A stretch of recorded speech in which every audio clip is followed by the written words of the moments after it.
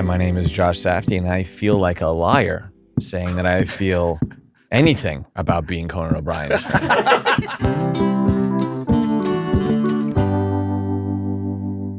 Hey there, welcome to Conan O'Brien Needs a Friend.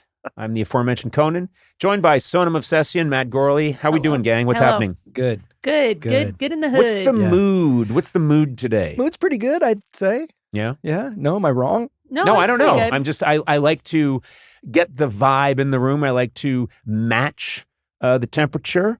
And I wasn't sure today. You all seem pretty happy, right? Yeah. Okay. I wish I ate more. What do you mean?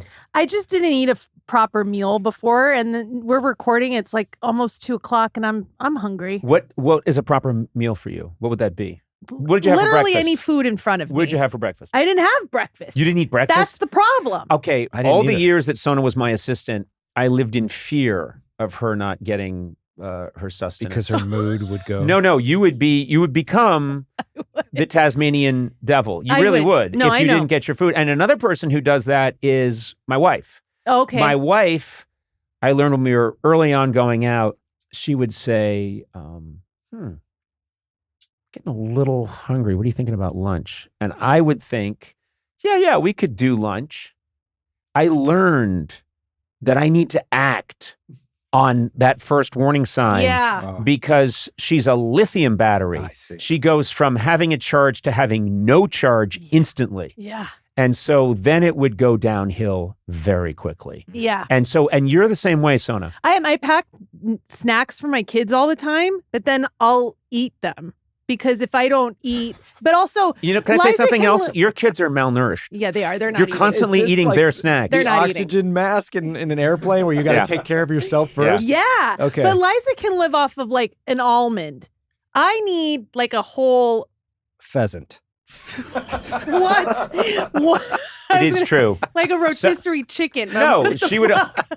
I can't tell you how many times on the Warner Brothers lot, Sona was screaming at the commissary people, Yeah. I want my pheasant. Remember? And then we got you a crown and a king's robe. Remember And a that? scepter. And a And a scepter. throne. Yeah, I remember. I what I want need. my pheasant. Where's my Hassenpfeffer? So you But yeah, didn't get enough food. No, I did. I need to eat something after this. What do I you mean? saw you eating potato chips just before we recorded. I know. I've been snacking. I understand. That wasn't an accusation. Well, I felt like you were accusing me of saying Not you at all. ate chips, so you're fine. No, I'm not because there's no nutrition. Oh, wait, there were pheasant chips. They were. Yeah. They Now were. it said now with 80% more pheasant. So I need don't know like why you're I bitching. need like a meal. I need something warm that was cooked, and I need it in my body. Yeah. Like I need. What are need you a going to lot get of after this then? Are you going to go straight to a restaurant just I by might just- yourself I and might go corner to- table? I might. I need to eat. You all both need to eat. Yeah. Yeah, I need to eat something that gives you more intelligence. Ooh, walnuts. Not just brain food, but food that actually is made of brain and gives you brain. Did you say walnuts? Yeah. Walnuts make you smarter. Brain They food. help your Walnuts semen, make too. you smarter? They do. Walnuts make you smart. Yeah. I tell people too. It's good for your semen. What? Wait. Walnuts. Wait. Okay, hold you it. and I are coming Hold at it. this from different Hold angles. it. I'm pointing the finger at you, Sona. What do you mean it's good for your semen? What are you talking about? And like, when you want to make a baby, you eat a lot of walnuts. No, nobody?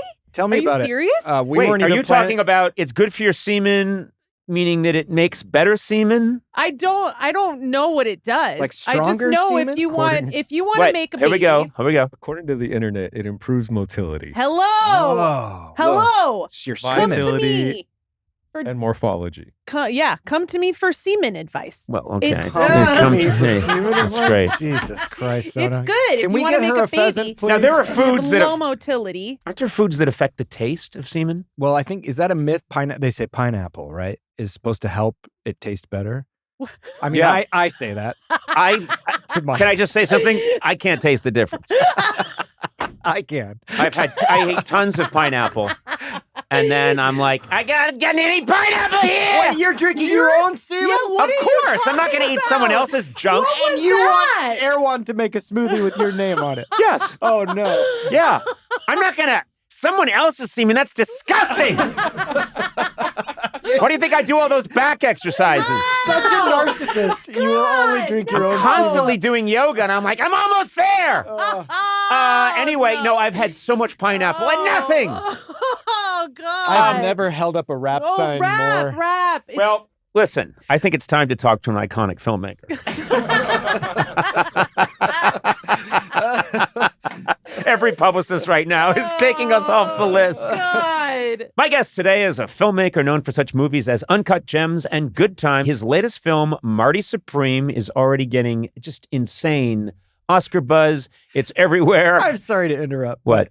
But when I go home, I have to log these things into a spreadsheet, what each thing is about. Sure. And we do, like, Eduardo and I will put in a small description. Like, Yep. Sona talked about being hungry, but this one's going to be Conan drinks own jizz. Yeah. Oh, post pineapple binge. Okay, continue. Let's, not for no reason. All right. I'm thrilled he's here today. Josh Safdie, welcome. I think you and I are friends now. I think so too. I think we Yes, are, I do. and- I you know why? Through Sandler. Anyone who you know through Sandler, you feel like you're a friend. The So best.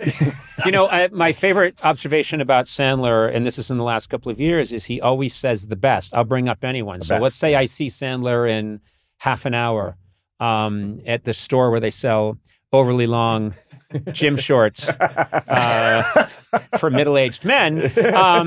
And I say to him, hey, I just Only middle-aged men. Yeah, only middle-aged men. It is such a long marquee outside the store. They card you when you go in. Yeah. But it's actually, I see Sandler and I'll be like, oh, I know. Well, what are you doing, buddy? What are you doing? Oh, I just saw Josh said, the best. And then I can go, okay. And then 20 minutes later, I can say, oh my God, I by the way, I was just at a restaurant and I had a Reuben sandwich. The best. And he keeps saying the best down to the point where you're like, yeah, and then I was in New York and I actually, I took the Lexington Avenue. Oh, the best! The best He once of said the it to me. subways. He said once to me, I was like, I'm going to go to the bathroom. He goes, the best. The best. And I understood it, though. It was real. I was It like, is. he's like, yeah, it is the best to It go is to the the best. bathroom. You have that pressure feeling in your bladder, and then you don't. Then you don't. It's the best. It is the best. But My wife has to text me throughout the day saying, go to the bathroom. I'll pee when I wake up, and then I go to sleep. Is that Okay. right? Yeah, it's unfortunate. So Well- that's why when I talked to Sandler, I said, we're going to go to the bathroom. He was saying the best. Like, I'm doing it. Yeah, I'm doing it. It's such a way, but he says it all the time. But and even there's variations. The best. yeah. The best. The best. The best. But I love that he would even say it about like, yeah, I think, well, apparently the wife, the way she killed her husband is she used strychnine. The best. What? Instant. No trace. Doesn't show up in the blood. The best. Wait, are we talking about toxins that kill you? Just the best. But And okay. he calls you Coney. Coney. He calls me Coney. He's the only one that can. And we I live. accidentally said it to someone. They're like, what are you doing? It's like, well, I'm going to go see Coney. And we're like, what the fuck are you talking Coney about? 2012. Coney. Is Coney like a 7-year-old boy? Also, we live in the same neighborhood, and I have been driving through my neighborhood and seen what looks like 1975 Stevie Nicks walking down the street covered in different colored garments.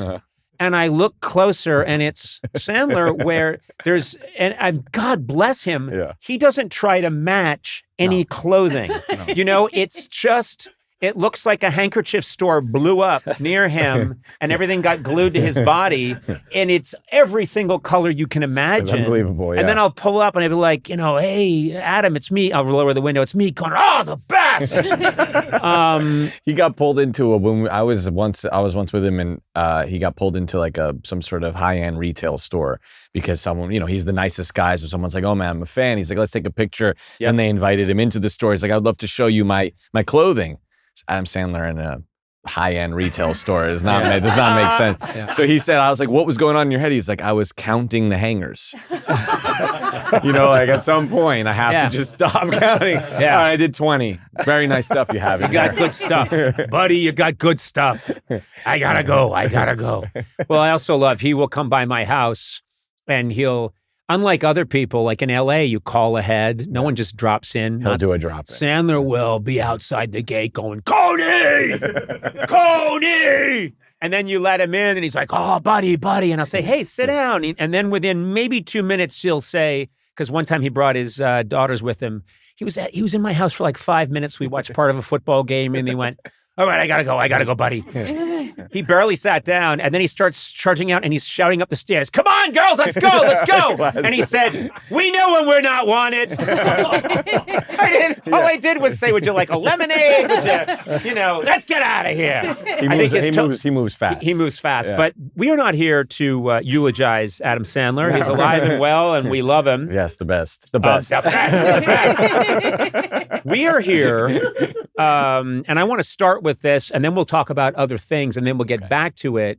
But your movie, Marty Supreme, is a juggernaut of delight. It is love that movie. I have watched a lot of Oscar movies because I got to host that thing. That's right. I mean, movies that are getting award, getting up for awards. Thank God you're hosting. You're great. You know what I was telling Mary? I was, you could be if you were the host of a Denny's, I would go to that Denny's every day. Oh, thank you. Every day. That might be more appropriate. You know what? If this year goes well, it's on to Denny's. But you're the best. I saw your movie with my friend Rodman Flender. And he said, oh, let's go to a DGA screening. I happened to be in New York. Yeah. I knew nothing about the film. I'm a big Timothée. Right. You were at that DGA screening. And so I just went to a DGA screening and I sat and the movie begins and it was a party. It was just like the crowd. It was one of those things that you dream about where the laughs are all there, the highs, the lows, and from the moment that movie begins, I was in all the way. Amazing. And it was just an absolute pure delight. And so I'm so happy you're here because no spoilers, but I want to talk about this movie. Okay. This movie is a major achievement, and I hope. Wow. I mean, I know you're getting a lot of love, but but love from the people who you look up to and respect is different. It's just different, but it means a lot. And also, weirdly, I was saying someone was asking me because Abel Ferrara, who's in the film, who I've been a huge fan of, and I knew him when he was not a sober person, and I know you did too. Yeah. And one of the best Conan interviews is the Abel Ferrara Conan interview because it is like yoga, man. You are stretching, you are doing. It was unhinged, and I'll tell you. Sometimes there are movies about show business, and in movies about show business, like My Favorite Year, there's just improbable, crazy things that happen. People get on stage seconds after they fix the broken set, and the curtain comes up like a second before. Abel Ferrara was on the old late night show, and he's this legendary director and persona.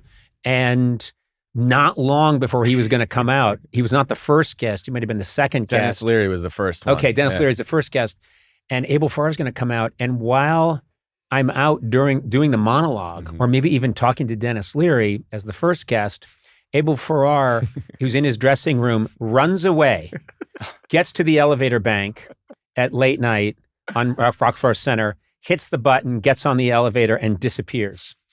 And he's the next guest up. And I didn't know anything about this, but God bless him, Frank Smiley, who's been one of my segment producer forever, and did every single late night show and was a major force behind the show. He takes off, gets another elevator, goes down, and then runs out onto the street and does that thing in movies where you look right, you look left, and then he just gets a glimpse of Abel Ferrara in like a leather jacket and that saunter, and he takes off, and Abel Ferrara goes into a bar and starts ordering a drink, and Frank goes in and has to drag Abel Ferrara back, convince him, cajole him, physically pull him.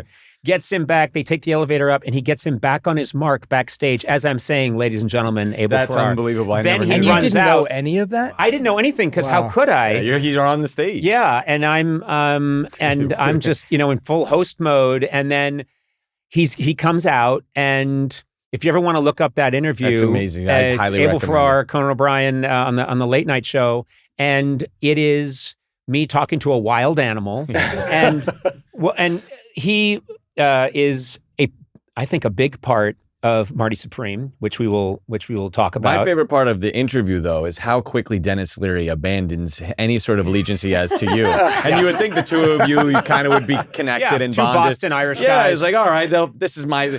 He goes right. Maybe he wanted a part. I don't know what it was, but he went right to Abel. Abel doesn't smoke cigarettes. He takes a cigarette. He's talking to Dennis. Abel Ferrara asked me once to do a Q&A with him, and I've watched him do Q&As. And his thing, particularly when he was not a sober person, was to throw the moderator under the bus instantly and just take it to the audience and then just make fun of the moderator. And he did that to you. Yeah. He did that to you. But he's, I think you said something about like Stallone subtitles at some point, and he was just like, oh, what's that mean? What does this mean? Yeah. He would ask me every take, he would say to me, I'd tell him, what the scene was and, whatever. We had all these amazing conversations through WhatsApp because he lives in Rome. And he said, he was like, all right, you do it. I was like, I'll do it? Yeah, he's like, you do the scene, and I'll watch you how to you do it, and then I'll know how to do it. Something no actor wants. No. Usually. And then he said, so I did it, but I'm doing the scene as if I'm Abel Ferrara. And I'm like doing like I'm not talking, and he goes, you're doing me doing the scene. I was like, that's what's going to happen. Yeah. You know what I mean? That's eventually what's happening. So that's exactly what I'm going to do. His book is really good. He's sober. He's been sober 13 years, and his book is good. Well, good for him. Yeah, I'm glad. But when I worked with him on my first film, it was that situation. Each take, he'd just walk away wearing the lavalier microphone, go to a bar, pound a beer, and then put the beers inside of his jacket. Do the scene with Ronnie, who's the lead of the movie, Mary's husband, and who I wrote the movie with. And then Ronnie would do the scene with him. They never had one word outside of the actual scene with us exchange each other. And then for years, Abel would introduce me to people as his director because I don't think he remembered my name. Right. I don't think he remembered my name. Right. I love him. He's this very special guy. And that interview with you is like one of the great, it's insane, like Conan flailing interviews. Yeah, no, and you know what Lorne Michaels said to me once? He said, Conan, people like to watch you work, and I realized he was right. People like to watch me squirm, contort myself, both my soul and my physical body in order to kind of make something work. And he said, they like to watch you work. And I said, well, I don't like it. I like it when it's really easy. Yeah.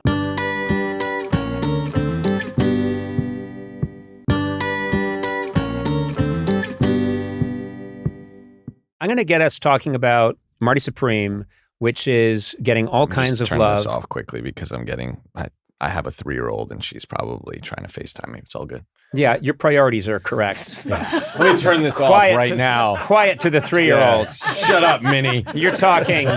Minnie, I'm talking to Conan O'Brien right now. You have no idea what this means to me. I have so many questions about this movie. And then the first of all is, I don't think this movie could be made without Timothée. No. Timothée is this nuclear force at the center of the movie that needs to propel it. Mm-hmm. And I know that you usually are thinking about who this movie has to be for. I know that you and your brother, when you were thinking about Sandler. Uncut Gems, it had to be Sandler. And it had to be Sandler to the degree that you wrote it for Sandler in 2011, he passes. He passes again in 2015. Sandy passed a bunch. That's what Sandy Wernick. Sandy Wernick. Yeah. Sandy Wernick, his long time, and I love you, Sandy. Yeah. Oh my God. But Sandy Wernick just kept getting this goofy script. Yeah. And I think not even showing it to Adam. Definitely not. No. But then finally, you guys kept at it. You didn't cast anybody else.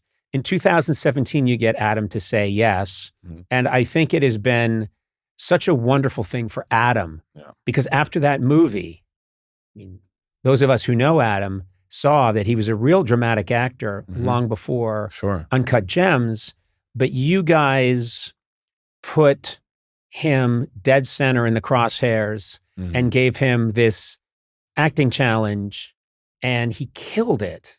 Yeah, and that is you guys, that's Adam, but I know that whole process of doing Uncut Gems took you 10 years? 10 years, yeah, 10 years. Unbelievable. This one was 6. Yeah. And my wife's like, you got to figure it out. Can't do it that way. Yeah. But Sandler, you know what's interesting is like, okay, so I did the special with Sandler, Love You. And he makes you cry. Sandler can make you cry. I was just telling him in the clip that I saw from Jay Kelly, he's such a big golden retriever, or not a mastiff. He's more like a mastiff, big mastiff who's like, you know, I don't even want to say out loud some of the things I feel about him, because I'm very emotional about him. And I think most people who are close with him do get that way, because he is very open. He's like a very mushy person. I love that word, mushy. He's very mushy gushy, and mushy tushy. So I say to my daughter. I've turned into a 3-year-old. Yeah, I say it all the time. I'm like mushy tushy. Everything is tushy with my daughter. She's calling again. Yeah. She's like, you got it right. That's it. I'll like literally just turn to my daughter, Minnie, every once in a while, like, Minnie, guess what? She goes, tushy. And I was like, tushy. Anyway, Sandler's why do we have to evolve? Yeah, we don't. We don't. I didn't. You got to be forever young. Yeah. I had Jack Fisk, my production designer, one of the greatest of all time. He's just turned 80 or he's 79 or something. And he worked with the best. And he grew up with David Lynch, and he's did some amazing movies, There Will Be Blood and Mulholland Drive and Badlands. He met his wife, Sissy Spacek, on. And he is probably the youngest person I've ever really gotten to know. Like, he's like an 8-year-old. And like, we're texting at 3, 4 in the morning.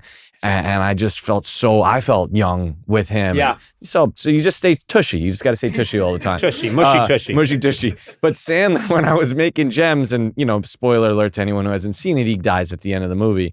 And the entire film for me was watching somebody who's so alive all the time, and knowing that he dies, I would well up and cry throughout the movie. Right. And he was like, "What's going on with you?" And I was like, "I know, I have issues, but I really would."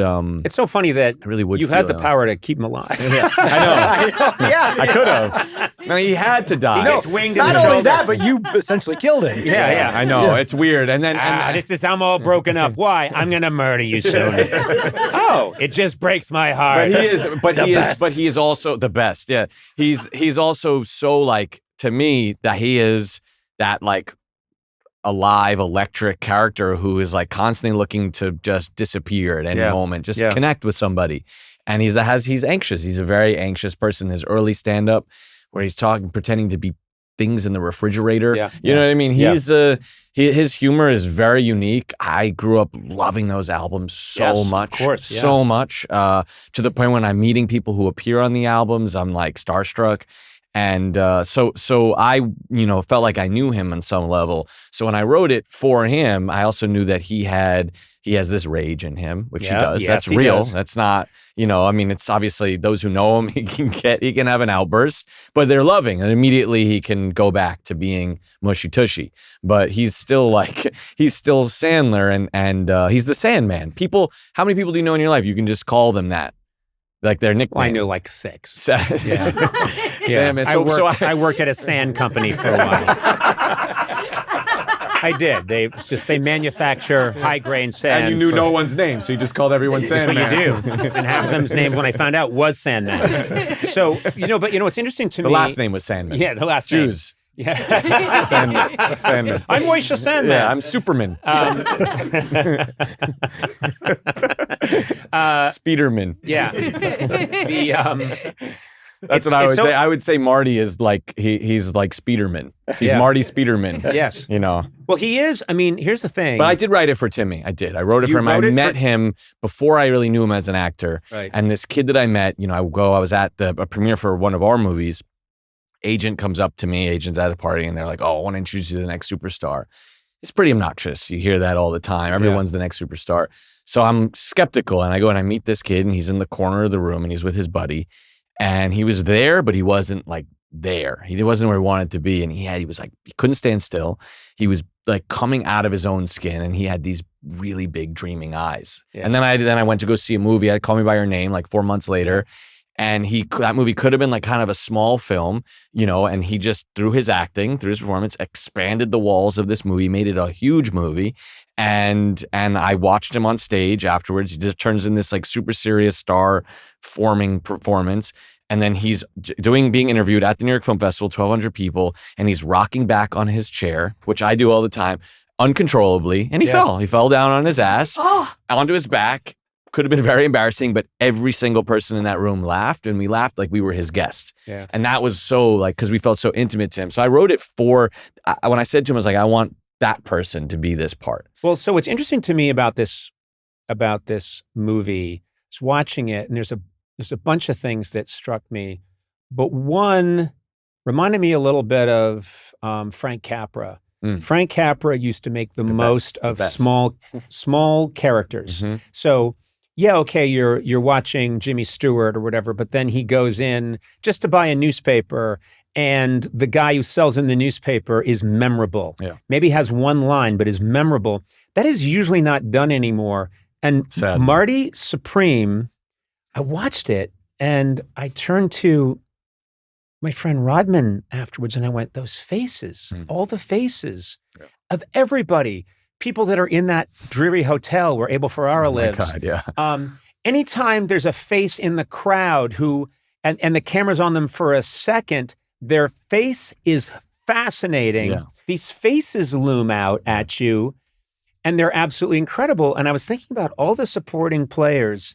We cast every single. David Mamet, oh my God, Sandra yeah. Bernhardt, Isaac Mizrahi, Abel Ferrara, Tyler the Creator, Kevin O'Leary from Shark Tank, and you have Gwyneth Paltrow, but that's not a shock that Gwyneth Paltrow was in a great movie, but She hadn't acted in a while. yeah, but to see Kevin O'Leary and say, yeah, the guy from Shark Tank, he should have a major part in this, and then have it work perfectly. I love the fearlessness with which you guys say, wait a minute, that's the face, that's the person, and I think you're seeing something in them that you think is, as you said, it's all a documentary. Yeah. This Marty Supreme movie is based on a guy.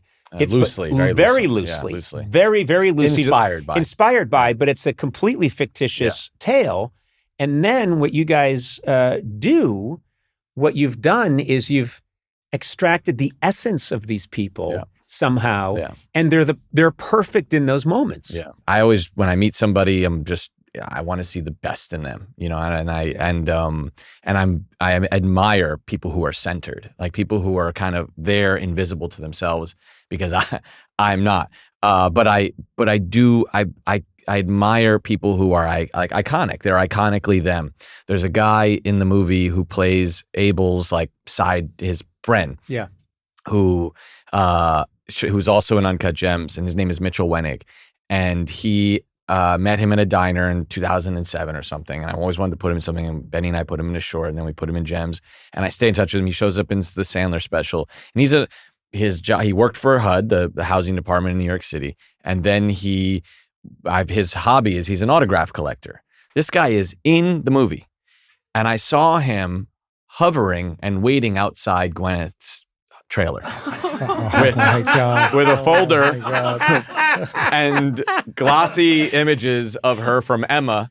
And I said, Mitchell, what are you doing? He goes, you think it's inappropriate? I said, you're a co-star. You want me to get the autograph? He's like, no, I really want to be the one to get it because there's a specific place where she has to sign. Yes. But what I love about him, he doesn't sell, so he's different from the guys who are selling stuff nonstop and making sure it's here and there. He was, good friends with Johnny. Anyway, I love being around him. I genuinely like, his point of view on life. I find it so refreshing, everything he has to say. And I am, moved by people who are iconically themselves. So how do I get it? How do I do it? What is I don't know. I just see somebody and I see them for their essence. And I believe that if you know someone really well, these interviews help, and getting to know them and making them feel comfortable. That's like so much of directing, is just making people feel, that's, you had to do, still have to do it. Yeah. And then they can get into a space where they can be, without starting to sound like evil, manipulated, but they can be. But that is your job. Yeah, to manipulate. They can be led into situations, right? And then having someone like Timmy, I can actually work with him, through him sometimes, and I don't put marks down on the floor or anything. And Darius, my cinematographer, is like master lighter, spends 3 hours. He's like, no, they have to stand right here. I was like, not if they don't want to, Darius. And I was like, no, trust me. He's like, they have to. I won't be lit if they're over here. I was like, then they're not lit. then they're not lit over there and they're standing there, but I'll get them there. And more or less the blocking that I have, I generally know how this person's going to move, and they will most likely land in that pool of light. But if they don't, it actually helps add, I think, a little bit of realism to the movie because things aren't so perfect. Did you recognize the guy in the cage who's with George Gervin, who's the great Iceman from the Spurs? There's a guy who works in the cage. He's kind of like the greeter. He's the voice of the ping pong parlor. There was a viral video in 2007 of this man on the side of the highway. He was homeless and he had a sign, and the guy said, all right, I'll give you $1 if you use that magical voice that you claim to have. And he goes, this is welcome to 75. Yes, and I remember that. Famous. So it was like an early Internet viral celebrity. sensation. Yeah. Then he became the man with the golden voice, and then he fell in some hard times, and Good Morning America called him the man with the so-called golden voice. He still had the golden voice, but I don't know why all of a sudden it was so-called. Right. And I loved him. I found him to be so special and warm, and and the voice too. When you cast somebody, you're also casting a voice, which is interesting. Like I put Marianne from Brooklyn from the Stern Show. She's the first person you see in the movie, and her voice. What's great about Marianne from Brooklyn is she's so beautiful, but you hear this voice and they put the crow sound all the time. Fred's like, rah, rah, every time she speaks. Yeah. But her voice, I find the voice to be beautiful. And then you see her and she's beautiful. And then you cast her and she's the first face that you see, but you hear her first. Anyway, so I'm casting all of it. But here's the scenario. But what I'm saying is, I could talk forever. No, but what I'm saying is the scenario that fascinates me is in this world now, post Marty Supreme and Gems, you're going to have so many big actors. They're going to be approaching you and saying, oh, come on, Josh, I'd be great for this. I'd be really good for this. And, it's Matt Damon and it's Ben Affleck. And they're big, yeah, and I'd be great for it too. And then you have to tell them, guys, it's not you. Well, who's it? Who do we lose it to? Who do we lose it to? You lost it to the guy who came to fix the toilet 40 minutes ago. He had the snake and he was routing around, but he had the light hit him, and I just knew he had that purity of I need to get this toilet unclogged, and I don't care how much shit I need to handle with my bare hands. And by the way, that guy's playing Jason Bourne too. Yeah, exactly. Also, I'm the the Safdie version of Jason Bourne. But I mean, that is something that It happened with Dave Krumholtz, actually, because he was going for the part that Mitchell ended up getting. Yeah. And his audition was amazing. He was great. He's a great actor. I've always loved him since Sons of Beverly Hills, even before then. And he's just a fantastic actor. But then he's like, I saw the movie and I realized, oh, I lost it to that guy. You know what I mean? Like, you're not. He paints lines on a parking lot. They wanted like this real person, this guy's essence. Who as much as that he could emulate it, he's not that person. And I think adding a lot of people who you also don't know, but you feel like you know them immediately, has this kind of additive effect that you're just in real life. And every single person I cast, the guy who works in the shoe store, this guy Lloyd, he's horse better. He's the great horse better at Aqueduct Racetrack. And Ratso, who's a friend of mine, you never crossed paths with him, right? He was not at the Lampoon at all. I don't think so, no. Ratso, Larry Sloman, he was a great writer. He wrote Stern's book, Private Parts. Oh, okay. I don't think I know him, but I could. I might be best friends with him. I know him. I'm a very empty man. I know Penn. And who are you, by the way? And where are we right now? He's the guy who plays the uncle. Oh, yeah, okay, Ratso. yes, yeah. So he's, anyway, so the backstory that I had for him is that he got this shop through his horse racing obsession. Yeah. And then I tell that to Jen, and then just like, oh, we'll look at horse bettors. So then all of a sudden you're getting so Lloyd. Amazing. This casting technique, it might change things because it's so effective and powerful. And this whole idea of, well, we got to cast someone as the nerd who operates the elevator.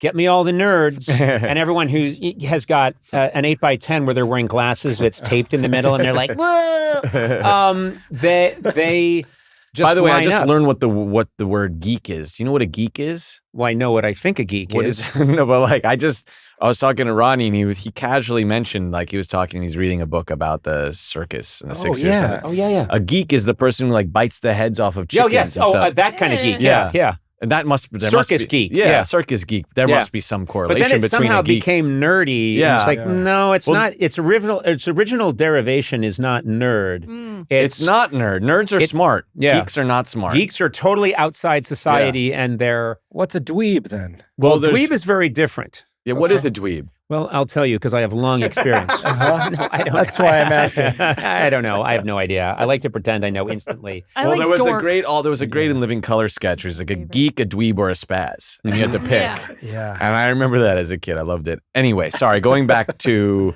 why did I say geek? Oh, you're talking about the tape. Yeah, and but let's get back to the center of the movie.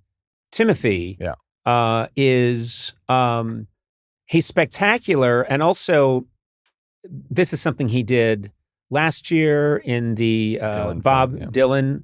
Is it he went off and learned how to play guitar in a very specific way that mimicked how Dylan was playing guitar in those early Village years, and got it down just right, which is no easy thing to do. No. Then not at all. Then for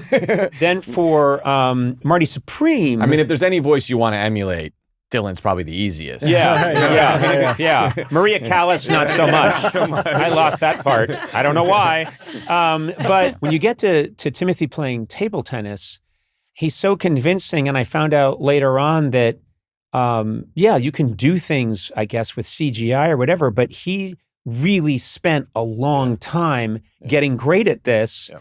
And I started to realize he's built like a table tennis guy. Absolutely. He's so wiry and kinetic, and he's got so much energy that it's the perfect sport for him to play. I don't know if that went into... I think he would like to imagine that he could be an NBA basketball player, but sure, table tennis. No, I don't tell him I said that. No, I won't. Tell him I said, one of Lakers. The first, the inspirations for the movie was this character that my wife, who's a producer on the movie, got this book that was a autobiography memoir about this, the wiry kind of, there was a bunch of these intense outsiders who hung out at this table tennis parlor, Midtown, New York. A footnote of history was interesting. It was owned by the first black business owner in the Times Square district. That's who, his name is Herwald Lawrence, and that's who George Gervin plays. But at this place, which my great uncle played at, he said there was like an orphanage for outcasts. And they were all these wiry kind of proto-ADD, super smart people who got terrible grades because they just did not care for school. Astrophysicists and criminals, this is a motley crew. And I was like, immediately when I was reading, I was like, I want to know what these guys looked like. And I typed in like 1949 British Open. And I immediately see these guys, these young guys, wiry, bouncing all over the place. And I immediately called Timmy and I was like, this is the project we can do together. Yeah. And I said it weirdly, I don't know why I was like so fearful of the idea of period. So I put it to Peter Gabriel, and I have the touch, that feeling. Time I like is the rush hour because I like the touch, the rush. And that was the beginning of it. And I just thought, I was like, if there's any sport, this would be perfect for Timmy. And he spent like 7 years. I remember he played me early on. 7 years. 6 years. 6 years. Yeah, because he was doing it in tandem with Dylan. And I remember he played me and my wife. We went to see him. He was just starting to learn guitar. He didn't know how to play guitar when he started doing Dylan at all. And he's like, oh, I want to play you a Dylan song. And I wish I could remember the song. I remember him playing and me looking at my wife. And I was like, it's going to be a rough one. It was like, he was like, well, that was good, right? I was like, you're amazing, man. That was something. And I meant it. One answer was something. To that question. Yeah. That was something. But that's what people said to Dylan originally, too. But then I watched him like over the years in tandem with table tennis, and he started training with this guy who was like the youngest U.S. champion, this guy Michael Landers, who was on a Wheaties box at one point. Maybe it was not Wheaties, but it was another cereal brand. Anyway, I watched him train, and he got the mechanics good. And then by the time I linked him with this husband-wife team, Diego Scoff and his wife Wei Wang, she was an Olympian, who he did because I read that he did Forrest Gump. And I was like, I need whoever did Forrest Gump. I loved as a kid. I loved that section, which is inspired by an amazing true story in the 70s that broke down the communication between China and the U.S. Right. It was through help thaw relations. Yeah, it was through table tennis. It was like hippie guy missed his bus in Tokyo in the 70s or the 60s and got onto the Chinese bus And they hadn't seen an American person. So now there's this like long-haired guy and he's like, hey, peace and love, everybody. Yeah. And the number one player in the world goes up to him, gives him a gift. The guy gives him a gift back, and that made news. And then Mao invited the team to China. And then that broke. And then Nixon was like, all right. And then it became known as ping-pong diplomacy. Nixon visited shortly after. And I didn't know that story until I was doing research for this. But you watch Forrest Gump and you assume all of that sequence when he's like showing up like Zelig and all the world history. Yeah. But anyway, so how did I get on that? Ping Pong with Diego, who did Forrest Gump. When they met with him, Diego has this incredible. So Diego is helping to instruct Timothée. His wife is gonna teach him how to play better because the mechanics had to be perfect. Right. And Diego's gonna be the choreographer, consultant, and he has this incredible recorded library of footage of going back to the 80s of these amazing games. So we combed through all of those and built each point, the narratives of each point. It's unbelievable. And it was really, No, so the games, I hope the games are really engaging and entertaining. The games are thrilling. Yeah. They're thrilling to watch. Yeah. And, again, what adds to it is that Marty's desperation, and so much of drama, cinema, however you want to categorize it, is about someone desperately wanting something. Yeah, absolutely. And it's true in Gems, it's true here, desperately wanting to be the best and show everybody. Yeah. Actually, probably knows I am the best and I need to show everybody I'm the best and I will do anything. Yeah. I love the Guinness Book of World Records. I've always loved it. I was fascinated with that when I was a kid. Because it's amazing. Because you'd be like, wow, this guy's the best at this thing. He can hold his breath for 3.5 minutes while like balancing a ball on his head. Yeah.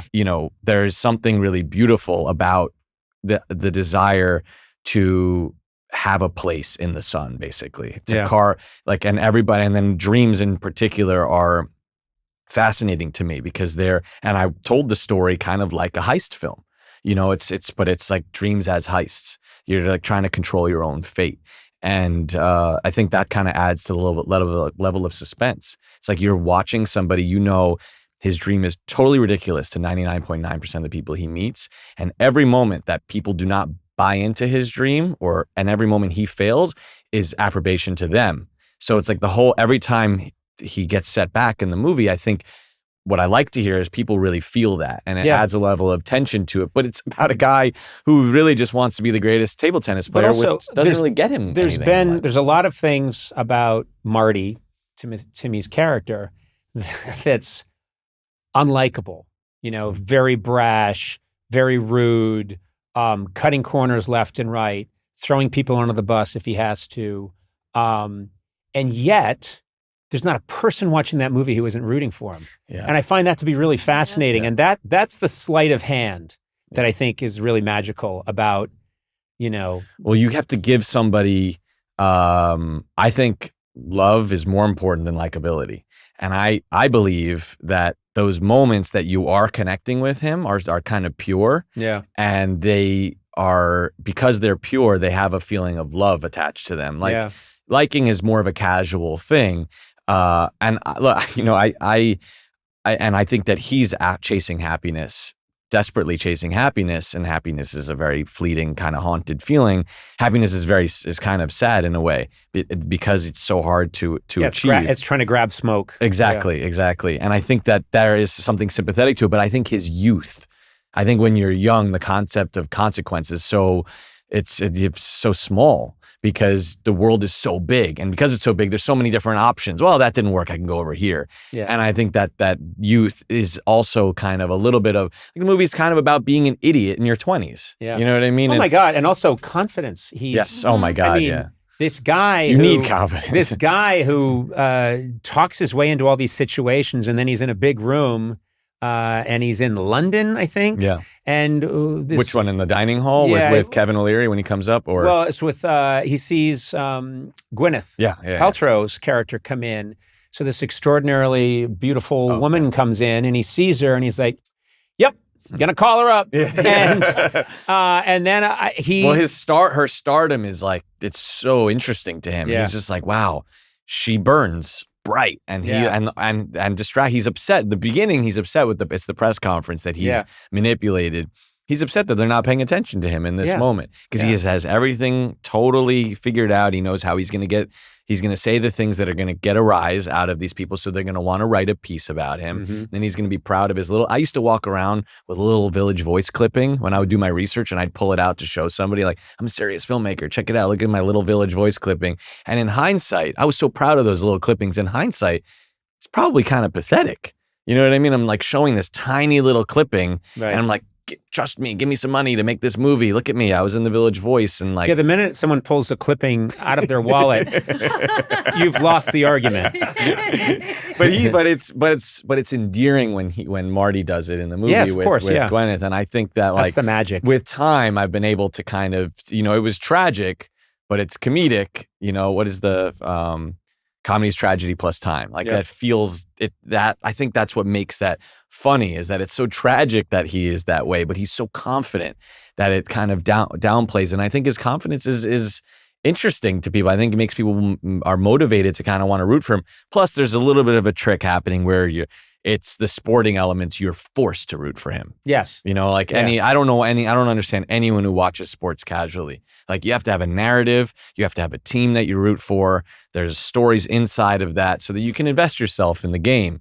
Just to that's why I think people love gambling so much because it's like, oh, I get to watch this sport and have something that I really want out of it. Yeah. And I think that does help a little bit in the movie. I think you feel like you really have to root for him.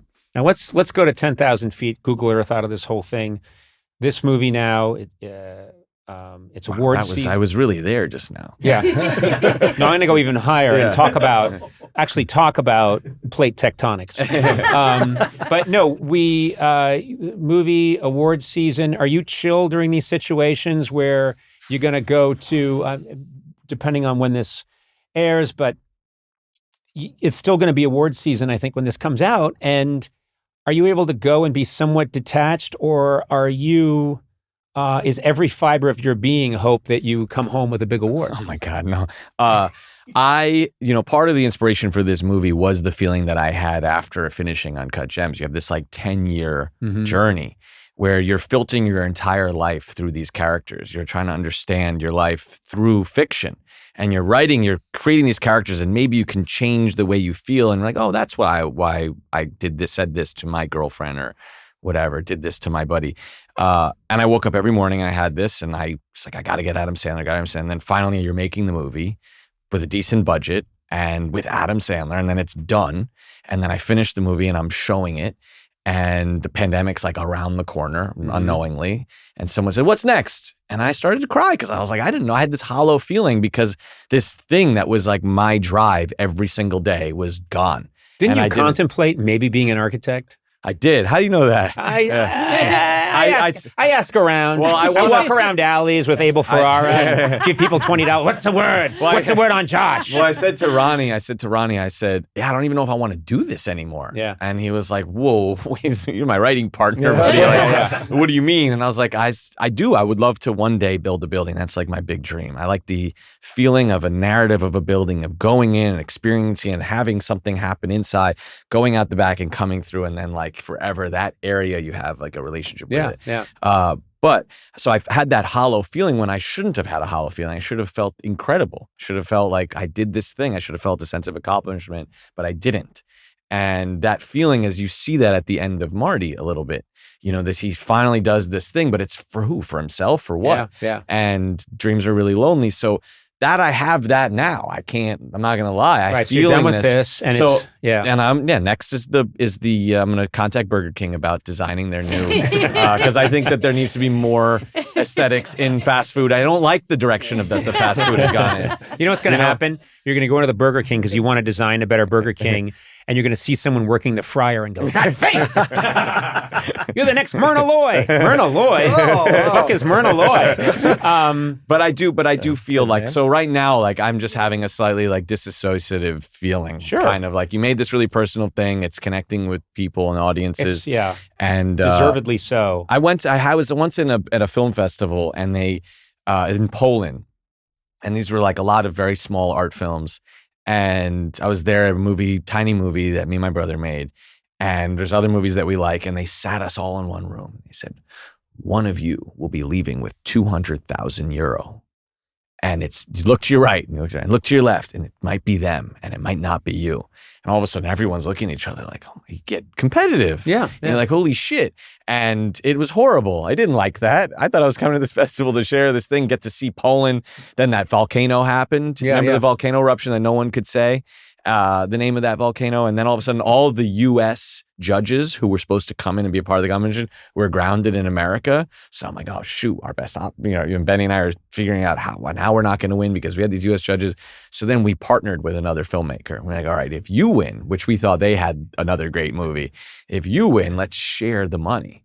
And he was like, that's a deal, done. And then, you get there and you're just looking at everybody, and the competition thing is kind of weird. That said, it's nice to win. So you know who what I won? mean? Oh, no, there's the Polish film, because they only could use Polish people and the jury. I So you thought this was going to a place like, and we won. And we got Yeah, hey, do me a favor, Josh. Sorry. Let's do a rewrite. No. You won! But you want to know what's interesting is that they said we really wanted to go and visit Auschwitz. And they said, okay, well, there's a bit of a situation because there was this volcano, things are really scrambled. We can't really get all the people who wanted to go at once. So we're going to go at 2 p.m. So we went at 2 p.m. You drive. We get there, and this woman who ran like another film festival was like, oh man, I didn't realize I had this screening at 6 p.m. It's now like 4 p.m. It takes like an hour to get back. And she's like, can we do an abridged version of this tour? Oh. And I'm looking at an abridged version of a tour of Auschwitz. And they're like, well, it takes like 3 hours to walk it. And the woman's like, can we do the hour version? And I'm like, look at this person. And we're literally like running through Auschwitz. And they're like, that's where they experimented on the fetuses. This is where they did this, and that's where they did that. And we're looking around. And then the alternative, if you won to the 200,000 euros, you can get 2 million euros to make a movie that takes place in Poland. Yeah. So that was going to be, the movie was going to be this comedy that took place at Auschwitz about the tourism industry. Okay. Oh my God. But difficulty of the dive. I always judge a project by difficulty of the dive. Your comedy about Auschwitz is pretty good. Wow. Well, listen, I have to say, I wish you all the best, because I really did love this movie, as did so many other people. And I wish you well, and I think you're the real deal. Thank you so much for being here. Thank you so much. That was amazing.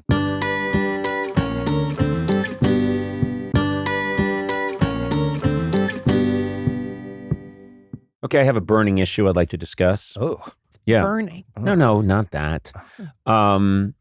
Creams have solved that issue. Ugh. And various ointments, salves, and related balms. Oh my God. But that's not the point. The point is there's something real that's happening in the world. Sona, why don't you tell the good people what I like to have maybe 3 days out of the week? You like to have what was formerly known as the Hailey Bieber smoothie from Erewhon. Yes. And so Erewhon makes this smoothie. It only costs $800. You need a co-signer at the bank. But you get this smoothie. It's very delicious, and it's got various flaxes and resins, balms and ointments, aforementioned. It's got all kinds of stuff in it, but tastes good, and I really like it. I don't get it all the time, but I get it maybe twice, maybe 3 times a week, sometimes on a busy week. And your skin looks great. It's been so good for my skin. Yeah. And it is called the Hailey Bieber smoothie. Right. Very recently, David went out and grabbed me one, and he came back, and he was pale as a ghost, ashen. Mm-hmm. I just like, what happened? And he said, it's no longer called the Hailey Bieber smoothie. He looked up for it on the board. It's not there. There's not even an indicator like this is what you used to buy or formerly known as? No, her How do name's you know not what to there. buy? It's no longer called the Hailey Bieber smoothie. I think it's called... The strawberry glaze smoothie. So there's just no name associated with it. Right. There's no celebrity name, and I don't trust any product that doesn't have a celebrity name. Oh. I'm very hardcore about that. Do you know what I mean? If I'm going to grill something, it's got to be on the George Foreman grill. Will you just do any rockin' New Year's Eve or only Dick Clark's rockin'? Only Dick Clark's, and God rest his soul, Yeah. I won't. If someone says, hey, let's rock this Eve, Right. I'm like, yeah. But it's not going to be just a generic rock. It's Yeah. got to be the Dick Clark New Year's Rockin' Eve. So I am very much attached to celebrity endorsement. It's the only kind of product that I really want, and or that I trust. Mhm. So this has been a blow. Whew. And I do think there needs to be a celebrity name attached to that smoothie. And so Oh. this message is going out to the good people at Erewhon. I know that you must be devastated. My guess is that they had Hailey Bieber under contract for a certain amount of time and it expired. Yeah. And so Maybe. now they're back to just old raspberry glaze. Strawberry. Okay, whatevs. Do you know what I mean? Yeah. But I don't want to walk up to the counter and say, I'll have just some strawberry glaze. Boring. Exactly. Yeah. Where are I'm you with headed with this? I think we all know. I think we Yeah. You need a celebrity attached to this, and it needs to be someone Young. who Oh. young Wait, compared, relevant. young compared. Hold on, Yeah. it's all Okay. relative. Young compared to say people that were serving when Pearl Harbor was bombed. I think it's all relative. It's got to be a whippersnapper, Yeah. which means anyone under 70. Real hip and I just cool. wanted Eduardo pulled it up, and just to chime in, it's technically it looks like the name is the Strawberry Glaze Skin Smoothie. Yes. And Okay. so I'm going somewhere with this. Thanks, And nerd. well, I just wanted to say that I think whoever they choose next, whether it be you or somebody else, they're going to want to be their model for the skin. yes. Okay. And this is why some people listening are like, oh, that's going to be a problem for what Conan's about to pitch. No. It's all the more reason. A lot of people associate Conan O'Brien with, oh, his super quick wit. Those bedroom eyes. The Eyes eye that vein. the eye vein that has Oh. been in a bedroom. Okay. The hair, the pompadour, all that kind of stuff, whatever. But I think, first of all, I have a kind of strawberry look. That's true. Yes, I do have that. Oh, yeah. You're making some And points here. I do have beautiful skin. It really does glow. It really does. And Because you can see light through it. you can see my skeletal structure. Okay. I am the visible woman. And so I'm just saying I'm a pretty big name. And am I young? No, I'm not young. But also I'm one of those people where you're like, you're not really sure how old that guy is It's true. if you don't have immediate access to the internet. So, and I behave in a very youthful manner. I'm You very do. immature. Yeah. So all I'm saying is I am willing to lend my name. And when I say lend, yes, there will be financial compensation. Really? But I am willing to throw my hat into the ring because I'm sure other celebrities are pitching this hard. I know for a fact that Paul Rudd was in there 2 days ago, Oh. just screaming at them to call it the Paul Rudd. And that is a death knell Mm-hmm. for that. Yes. Does it have to be that one, or are you open to naming any one of their This other? is my opening. It's a very popular smoothie, Eduardo. Well, 'cause Yeah. Why they would you have- cock block me with They this? have like a whole Oh. bunch Oh, more. let's see what we got here. All right. They have an incessant bits smoothie? That should be you. Yeah. There's an incessant bit smoothie that they already have, and it says made with real comedy bits. You should choose I the don't always know. on. I feel like this has to be it because this is the one you drink all the Yeah. time. Oh, look. Perfect Amino Choco Revive. By Gary Brecka. That now, one's who's got a Gary name. Brecka? I would do. I'm the sorry. If Conan they're putting O'Brien Gary smoothie. Brecka's name on a smoothie, then yes. I think he's like a longevity expert. Oh, yeah. Oh. Okay. Well, rest We'll in see. peace. Yeah, exactly. Let's see. Gorgy Cherry Crush. I mean, if it's not, I'm putting my name in for this because there's a void. Yeah. Mhm. But if it has to be another smoothie, we can talk about that later. But you've opened a whole can of worms here. Yeah, I think this makes sense because I enjoy it. I'm you're, giving them- you're red. I'm plugging it right now. I am red. I have luminous skin. yeah. I am married to Justin Bieber.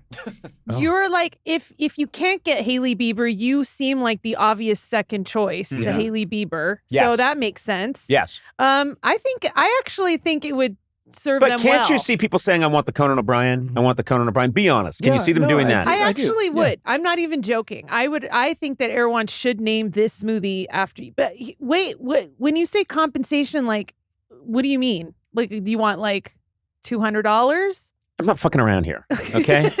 First of all, I would get my representation involved, and I Yeah. would just start to hammer Erewhon. And I Oh. mean hammer them. Okay, but that might Well, not first work. of all, I'd go in and I'd say, what did Hailey Bieber get? They would give an amount, and I'd say, I get 80% more. I've been around a lot longer. I think I have even better skin than her. It glows more.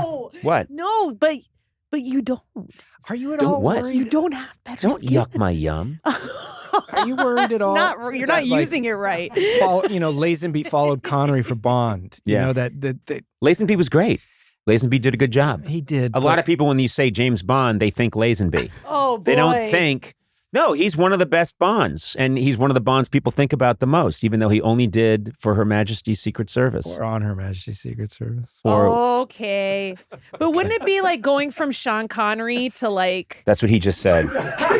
no, but Are I'm you saying high to, right now? to go Are from you him high? I see what you mean, like Sean to- Connery to like to- Mickey Rooney. Yes, thank you. Well, no, I was thinking someone even like older. Oh, Oh, older than Rooney- Sean Connery. Mickey Rooney, who's long dead Yeah. and was old before he died. Yeah. Really old. Yeah, but like, like I don't know, Abraham Lincoln. We're like Have you seen Lincoln's skin? Very dry. Look at those Brady portraits. He's got very dry skin.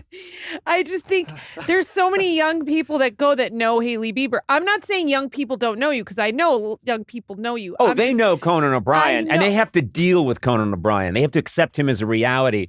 I don't even know what I'm saying now. I know, but why? Why do they have to deal with I'm like you? gravity. You got to That's deal with so me sooner or threatening. later. What the I'm fuck? gravity. I will get you sooner or later. Oh, there's no escaping this Conan O'Brien. Oh my god. He's not even my generation. What but if this actually does turn into Erewhon coming back and saying, let's do this? Yeah. Great. I know. Hey, also, when I said great, I meant great for Erewhon. Yeah. Great for them. Yeah. Great for anyone who likes a good smoothie and wants to see it succeed. Because I bet there are a lot of people like me who need a celebrity endorsement to really trust a product. Let me ask you this. Okay. Let's say they come back to you and they're like, we want to change it to Conan O'Brien, the Conan O'Brien smoothie. We feel we need to lower the price a little. We need to reduce the price by about 90%. You having a good laugh over And there? remove most of the good ingredients. How you doing over there, Chuckles? It's just Anything crushed good for ice you. and some unpasteurized milk. with sprinkles, with a swirl of asbestos. We got real 1950s asbestos and swirled it in. Listen, I accept the realities of the marketplace. Cheetos dust. I am a capitalist, and I believe I live and die by the capitalist system. So I accept the realities of the Okay. marketplace. Am I as attractive as Hailey Bieber? No, I am not. Am I as vital? Am I as much a hero to the young people? I get it. I'm not. So yes, there'd be a price reduction. Yes, they would probably have to discontinue some of the really good stuff that's in there and replace it with, I'll just say, older stuff. Same ingredients, but they're like weeks old. No, not weeks old.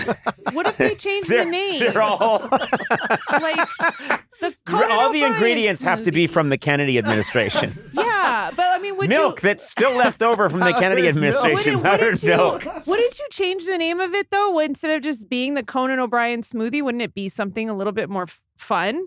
Like the What do you mean? But he needs that name recognition. I need the name. Yeah. Okay. People want the name. Maybe you could have a descriptor in the name of who you are. And then they, like in parentheses, he hosted a show for a long time. Your parents would know who he is or something like, I don't know. No, this is a bummer. Ask your parents. The No. Ask Your Parents smoothie. No, Sona. This is not what we're It's doing. just ground up K rations with the metal tin included. Yeah. I don't know. We I'm just took trying to Korean War rations, put them in a blender. We found some government issue peanut butter from 1963. And some Lucky Strike cigarettes. Listen, I get it. Yes, you are right. There have to be some adjustments to the product. I understand that. These Erewhon people aren't dumb. They'll do the right thing. And I get it. I have some humility, but I will replace Hailey Bieber, and it will be the Conan O'Brien smoothie. I'm going to make this To happen. be Okay. continued. I hope so. Yeah. All right. If the ball's in your court, Erewhon, if that's even a real name.